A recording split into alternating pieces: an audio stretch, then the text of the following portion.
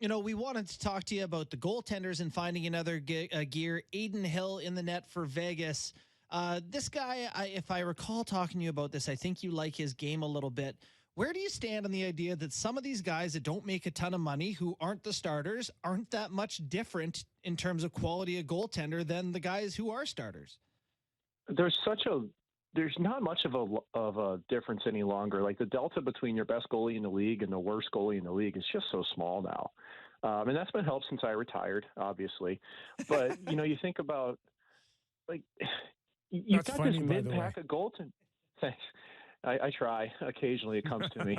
But, occasionally you look at it, though, and you get this mid-pack of goaltenders that are pretty interchangeable. And I've said this for years, that goalies typically they get more credit than they deserve, and they don't get enough credit when the team doesn't play well.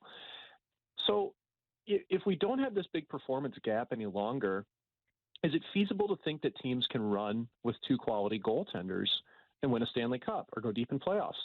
Yes, absolutely it is. But you got to pick the right ones. You got to pick stable ones, and you have to have a system that surrounds them. And to be truthful, at the start of the season, I did not expect Adin Hill to be able to do this. There's an unofficial stat that I've been keeping track of. It's called time on butt per 60. And he was really high on the list. Him and John Gibson were probably like 1-2 in the NHL. And he's taken that number and lowered it so much during the course of the year. And I have no doubt in my mind that that's a product of working with Sean Burke, a goalie coach in Vegas, because, he had a similar body type and probably is the guy preaching, hey, play inside out, let the game come to you, which Hill has done for the most part. So, you can't argue the fact that Bruce Cassidy's system is making goalies look great in Vegas. Okay.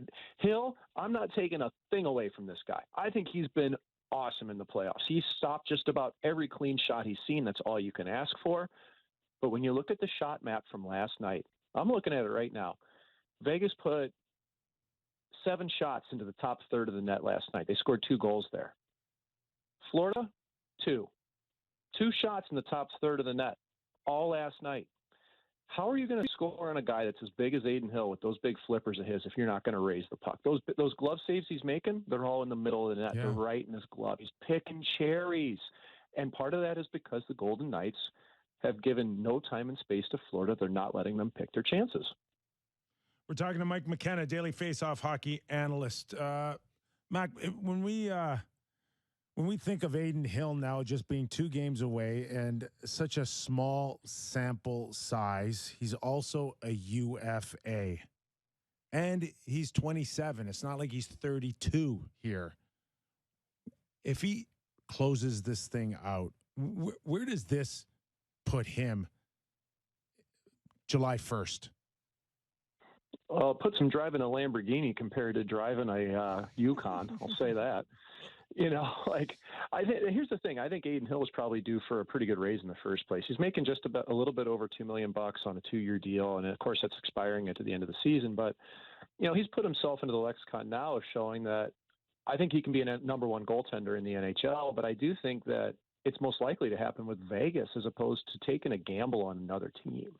If he goes to another team, I'm not sure what that might look like. So I would very much want to stay with the Golden Knights if I'm Adin Hill. Because first off, if and when they win the Stanley Cup, because I don't know how Florida's getting out of this the way they've looked after the first 2 games, he's going to be a legend there. He could play there kind of as long as he wants unless the wheels fall off. And I think that there's a need with that team to have affordable goaltending. And by affordable, I mean you got Logan Thompson next year under $1 million. Even if they give Adin Hill $4.5 million for 3-4 years, probably being the top end of it, that's manageable from a cap hit standpoint. And they need to thank him, even though they're up against the cap. So I think it's a little bit of give and take. I think on the open market, Hill could probably do a little better than Vegas maybe, but I don't see any way where he's going to be under $4 million. That's the going rate for a number 1 goalie in the NHL, much less one that's performed like this under the pressure and won a Stanley Cup. Guys, Cal Peterson's making $5 million. He was stashed in the minors, and he's getting traded right now to Philadelphia. Tell me Adin Hill's not worth more than that contract. That's the comparables you're looking at. We are a Toronto Maple Leaf show. Would you rather have Adin Hill or Samsonov? I'd like to have Samsonov because I know that Joseph Woll is the guy that I believe in, and I think that by the end of next season, he might be knocking on the door to take over number 1 and do so at a more affordable